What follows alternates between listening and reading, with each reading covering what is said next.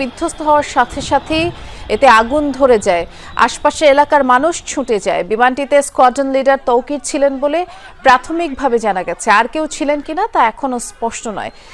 বিমানটি যেখানে বিধ্বস্ত হয়েছে সেখানে কয়েকজন বেসামরিক ব্যক্তিও আহত হবার খবর আমরা পেয়েছি। কয়েকজনকে উদ্ধার করে হাসপাতালে নিতেও দেখা গেছে, তবে এ ঘটনায় কেউ নিহত হয়েছেন কিনা তা এখনো জানা যায়নি।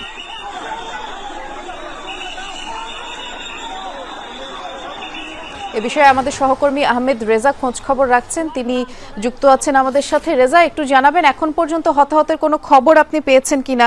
আরেকটি বিষয়, এই বিমানে যে স্কোয়াড্রন লিডার তৌকির ছিলেন তার আসলে কি অবস্থা বা কোনো আপডেট জানা গেছে কিনা, একটু বিস্তারিত করে জানাবেন। বৃষ্টি, যেটি হয়েছে যে এই প্রশিক্ষণ বিমানটি স্কোয়াড্রন লিডার তৌকিরের আওতাধীন ছিল এবং তিনি যখন দুপুরের মধ্যাংশে অর্থাৎ দিনের মধ্যভাগে যখন এটি নিয়ে তিনি